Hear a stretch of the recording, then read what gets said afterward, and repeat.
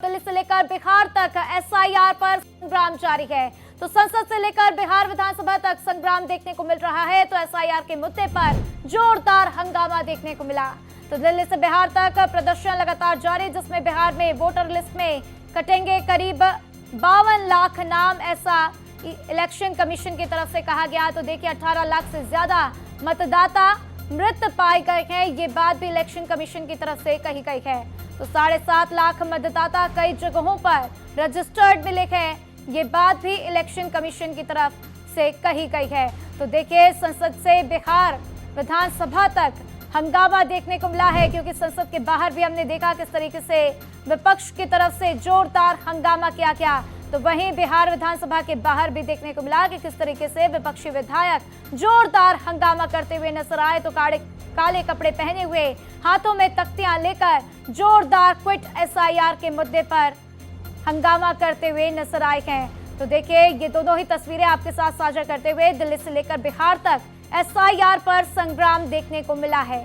तो संसद से बिहार विधानसभा तक संग्राम, तो एसआईआर के मुद्दे पर जोरदार हंगामा किया गया है। तो संसद के मकर द्वार पर विपक्षी सांसदों ने जोरदार प्रदर्शन किया। तो वहीं बिहार विधानसभा के बाहर विपक्षी विधायकों का प्रोटेस्ट भी देखने को मिला है। तो एक एक करके तस्वीरें भी आपके साथ साझा करते हुए, तो साथ ही साथ आपको बता दें कि इलेक्शन कमीशन की तरफ से बड़ी बात कही गई है, जिसमें कहा गया है कि बिहार में वोटर लिस्ट से करीब 52 लाख नाम कटेंगे और इसको लेकर ये नोटिफिकेशन भी जारी किया गया है। तो इस प्रेस रिलीज में ये भी कहा गया है कि 18 लाख से ज्यादा मतदाता मृत पाए गए हैं। साथ ही साथ 7.5 लाख मतदाता कई जगहों पर रजिस्टर्ड भी मिले हैं। तो इलेक्शन कमीशन की तरफ से एक और ये लिस्ट जारी की गई, और दूसरी तरफ देखने को मिल रहा है कि किस तरीके से एसआईआर के मुद्दे पर लगातार विपक्ष सरकार को घेर रहा है, चाहे वो केंद्र सरकार हो या फिर राज्य सरकार। दोनों ही सरकारों को घेरने की कोशिश विपक्ष के तमाम सांसदों और विपक्ष के तमाम विधायकों की तरफ से लगातार देखने को मिली है। तो देखिए अब ये नोटिफिकेशन भी जारी कर दिया गया, जिसमें आंकड़े रजिस्टर किए गए हैं और जो रजिस्टर्ड आंकड़े हैं उनको इसमें बताया गया है। तो बिहार में वोटर लिस्ट से करीब 52 लाख नाम कटेंगे, साथ ही साथ 18 लाख से ज्यादा मतदाता मृत पाए गए हैं, इस बात की इसमें घोषणा की गई है। तो देखिए ये तस्वीरें भी आपके साथ साझा करते हुए कि किस तरीके से बिहार विधानसभा के बाहर जोरदार हंगामा और जोरदार प्रदर्शन देखने को मिला है। तो ये दो तस्वीरें, पहली तस्वीर जिसमें आप देख रहे हैं कि संसद के बाहर जोरदार हंगामा हुआ, और उसके बाद दूसरी तस्वीर में आप देख रहे हैं कि बिहार विधानसभा के बाहर भी जोरदार विपक्षी विधायकों ने प्रदर्शन किया है।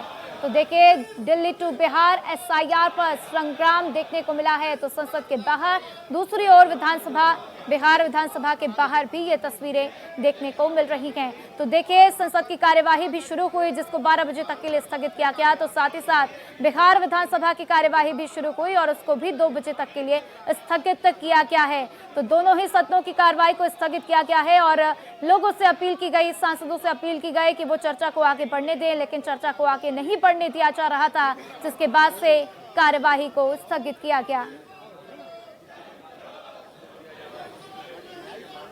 और देखिए जिस तरीके से लगातार विपक्ष की ओर से हंगामा देखने को मिल रहा है, इस पर ज्यादा जानकारी के लिए मेरे साथ दिल्ली से कोमल जुड़ चुके हैं, साथ ही साथ पटना से आशुतोष भी जुड़ चुके हैं। सबसे पहले पटना चलते हैं। आशुतोष, अभी थोड़ी देर पहले ये बड़ी खबर निकलकर सामने आई है कि 2 बजे तक के लिए कार्रवाई को स्थगित कर दिया गया है, और क्या कुछ जानकारी, क्योंकि लगातार हम एसआईआर के मुद्दे पर विरोध प्रदर्शन भी देख पा रहे थे। देखिए 1 घंटे में सारी एक्टिविटी हो गई। सदन शुरू होने से पहले इसी गेट पर विपक्षी पार्टियों यानी महागठबंधन के तमाम विधायकों ने विरोध प्रदर्शन शुरू किया था। इसी दौरान मार्शल ने धक्का मुक्की की, बल प्रयोग किया और काफी हंगामा मच गया, अफरा तफरी मच गई। लेकिन जैसे ही सदन शुरू हुआ, विपक्षी पार्टियों ने हमला बोल दिया और सदन में बहस कराने की बात कही, एक तरह से कहें अपनी नाराजगी जताई, और इसी बात को लेकर बहस हुई। और इस दौरान आरजेडी के विधायक भाई वीरेंद्र के मुंह से एक अपशब्द निकला, जिस पर लगातार विधानसभा अध्यक्ष ने माफी मांगने तक की बात कही। जब मामला तूल पकड़ लिया तो एक तरह से कहें पूरे सदन को 2 बजे तक के लिए स्थगित कर दिया गया है। अब तस्वीरों में साफ तौर पर देखिए कि किस तरह से अफरा तफरी का माहौल है और जिस भाई वीरेंद्र पर आरोप लगा है वो बाहर निकलकर बता रहे हैं कि इन्होंने ही अपशब्द कहा था और उसके बाद माफी मांगने तक की बात कही थी। हम कोशिश कर रहे हैं कि थोड़ा भाई वीरेंद्र अभी वक्तव्य पर अभी भी मैं स्टैंड पर अपने कायम हूँ। या संसदीय भाषा का प्रयोग मैं नहीं करता। भाई वीरेंद्र ने नहीं किया है ऐसा उन्होंने दावा किया है बाहर निकल के। लेकिन ये नजारा देखिए बिहार विधानसभा के गेट पर किस तरह से अफरा तफरी का माहौल हो गया। कांग्रेस के प्रदेश अध्यक्ष और विधायकों ने ये आरोप लगाए कि किस तरह से हमारे साथ धक्का मुक्की किया गया है और उसके बाद का ये नजारा है कि अचानक से संभालना मुश्किल हो गया था। बिहार विधानसभा अध्यक्ष बार बार इस बात का हवाला दे रहे थे कि इस पूरे मामले में तत्काल भाई वीरेंद्र माफी मांगे।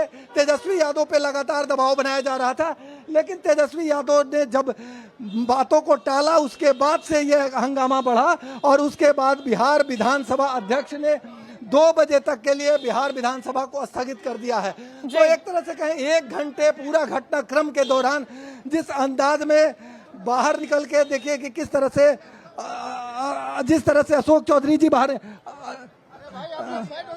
आप देखिए कि ये मंत्री अशोक चौधरी सरकार का पक्ष रखने के लिए बाहर आए थे तो पूरी तरह से अफरा तफरी का माहौल मचा हुआ है और यहाँ सत्ता पक्ष और विपक्ष आमने सामने है। थोड़ी देर पहले अशोक चौधरी और विजय सिन्हा दोनों बाहर निकल के सरकार का रुख साफ कर रहे थे और इसी दौरान हंगामा और बढ़ा है। जी बिल्कुल, तो हंगामा बढ़ता हुआ देखा गया। भारत एक्सप्रेस भी लगातार वो तस्वीरें भी साझा कर रहा था, साथ ही साथ जिस तरीके से बिहार विधानसभा के अंदर कार्यवाही चल रही थी उसकी भी तस्वीरें हमने दर्शकों के साथ साझा की और देखा गया कि किस तरीके से 2 बजे तक कार्यवाही को स्थगित किया गया। कोमल भी हमारे साथ दिल्ली से बनी हुई है, सीधा उनके पास चलते हैं। कोमल, हमने देखा कि किस तरीके से लोकसभा की कार्यवाही को 12 बजे तक के लिए स्थगित किया गया है और क्या कुछ जानकारी, क्या कुछ विपक्षी सांसदों की तरफ से तमाम बातें कही गई हैं। देखिए राधा, जिस तरीके से पहले ही दिन से हम देख रहे हैं कि विपक्ष किस तरीके से लामबंद हो गया सत्ता पक्ष को लेकर के, चाहे हम देश की बात करें या राज्य बिहार की बात करें, वहां पर विधानसभा चल रही है। मेरे सहयोगी अभी बता रहे थे कि वहां पर भी विपक्ष का रवैया किस तरीके का रहा और यहाँ पर भी ये देख करके अब सत्र न पहले दिन चल पाया उस तरीके से, कल भी 51 मिनट चला और आज भी जैसे ही शुरू हुआ कुछ मिनटों में उसके बाद विपक्ष का हंगामा शुरू हुआ। साथ में जो है विपक्ष को इस बात के लिए भी आगाह किया गया सभापति की तरफ से कि आप जो है हंगामा मत करिए, अपनी बात जरूर रखिए, डिस्कशन के लिए जो है वो सदन है। बावजूद उसके विपक्ष का सदन में हंगामा रहा। कल भी वेल तक आ गए थे और चेयर उठाने तक की बात, आके फेंकने तक की बात आ रही थी कल।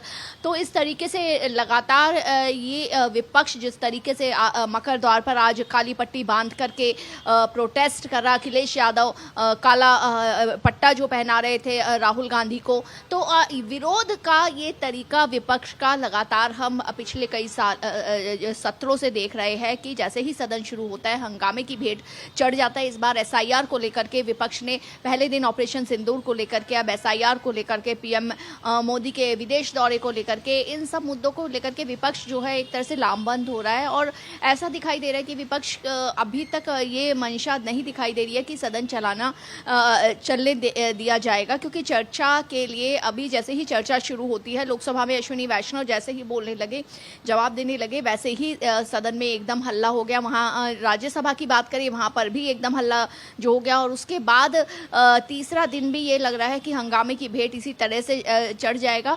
जाहिर सी बात है ऐसे में काफ़ी जो पैसा लगा होता है वो भी सदन को चलने में वो भी बर्बाद होता है, देश के नुकसान होती है। एक तरफ पहले दिन जहाँ प्रधानमंत्री नरेंद्र मोदी देश की अर्थव्यवस्था बताए थे कि हम तीसरे पायदान के पास पहुंच ही रहे हैं, वहां पर इस तरीके से जो अगर सदन नहीं चलता तो उससे बिल्कुल। और देखिए कोमल, जिस तरीके से बार बार सदन की कार्यवाही स्थगित हो रही है उससे काफी नुकसान भी देखने को मिल रहा है। पटना का रुख करेंगे वापस से, आशुतोष हमारे साथ बने हुए हैं। आशुतोष, जिस तरीके से तमाम बातें कही गई, जिस तरीके से आरोप प्रत्यारोप का सिलसिला हमने देखा कि किस तरीके से सदन के ऊपर एक दूसरे के ऊपर आरोप लगाए जा रहे थे और उसके बाद से कार्रवाई को स्थगित किया गया, तो अब आगे क्या तस्वीरें देखने को मिल सकती हैं?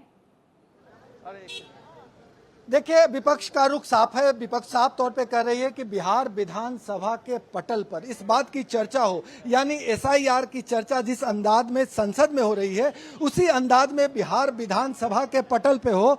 और यहाँ जिस अंदाज में विरोध प्रदर्शन हो रहा है, चाहे वो बाहर हो भीतर हो, महागठबंधन के नेताओं का रुख पूरी तरह साफ है। और जिस भाई वीरेंद्र पे आरोप लगा कि इन्होंने सदन में अपशब्द कहा है, वो बाहर निकल के एक बार फिर से जनता के समक्ष अपने भाई वीरेंद्र जी, आप देखिए कि भाई वीरेंद्र जी काला कपड़ा पहन के अपनी बात रख रहे थे और जिस अंदाज में वो अभी भी यहाँ डटे हुए हैं, ये जो तमाम जो विधायक हैं वो यहाँ डटे हुए हैं। अब विधानसभा अध्यक्ष के रुख पर निर्भर करेगा कि 2 बजे जो सदन की कार्रवाई दोबारा शुरू होगी उसमें क्या भाई वीरेंद्र के द्वारा अपशब्द जो बातें कही गई थी, जिसको लेके विधानसभा अध्यक्ष अडिग थे कि आप माफी मांगिए, उस पर दोबारा से चर्चा होगी या फिर नए सिरे से बिहार विधानसभा की कार्रवाई शुरू कराई जाएगी।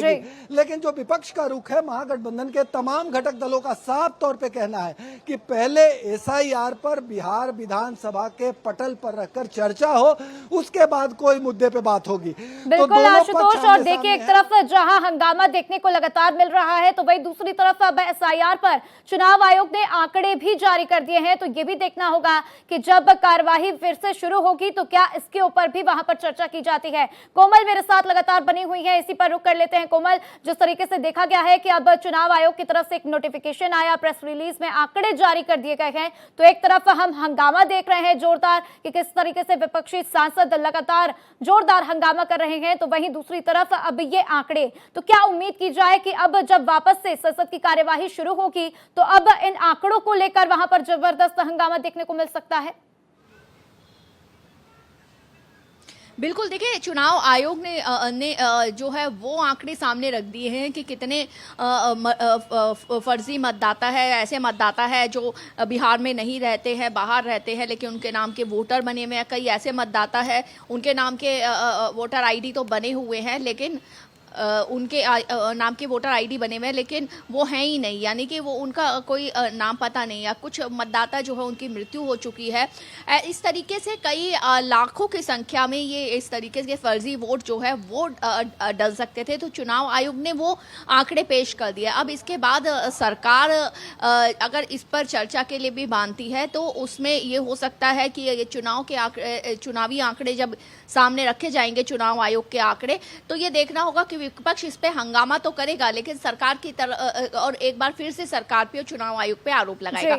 बात यह है कि आंकड़े रखने के बावजूद भी जो है उस पर चर्चा होगी या नहीं होगी, ये बड़ा महत्वपूर्ण है, क्योंकि या फिर एक बार फिर से हंगामा होगा। तो बहरहाल जिस तरीके से लगातार हंगामा हो रहा है और जितने बिल अभी पारित, जितने विधेयक पारित कराने थे और जितने लंबित पड़े हैं उनको भी रखना था सदन में, वो सरकार के लिए भी एक चुनौती होती है। हालांकि बहुमत में है तो इसलिए उतना दिक्कत नहीं होती, लेकिन फिर भी किसी बिल पर अगर चर्चा होती है तो जनता तक पूरी इंफॉर्मेशन जाती है कि क्या सही है क्या गलत है, उस बिल के बारे में पता चलता है। लेकिन यहाँ पर ऐसा नहीं हो पा रहा और ये विपक्ष की जिम्मेदारी होती है ऐसे में अपनी भूमिका निभाए। लेकिन अभी सदन लगातार जिस तरीके से हंगामे की भेंट चढ़ रहा है उससे ये साफ नजर आ रहा है कि कहीं ना कहीं ये न देश के हित में न जनता के हित में है। बिल्कुल कोमल, न देश के हित में न जनता के हित में। और हम देख पा रहे हैं कि किस तरीके से चाहे संसद की बात हो या फिर बिहार विधानसभा की, दोनों ही जगहों पर कार्यवाही को स्थगित किया गया है। और देखना होगा कि जब वापस से कार्यवाही स्थगित शुरू होगी, माफ कीजिएगा, जब कार्यवाही शुरू होगी तो क्या अब इन आंकड़ों को लेकर हंगामा वहां पर दिखाई देता है या फिर नहीं। मेरे साथ जानकारी साझा करने के लिए आप दोनों का बहुत बहुत शुक्रिया।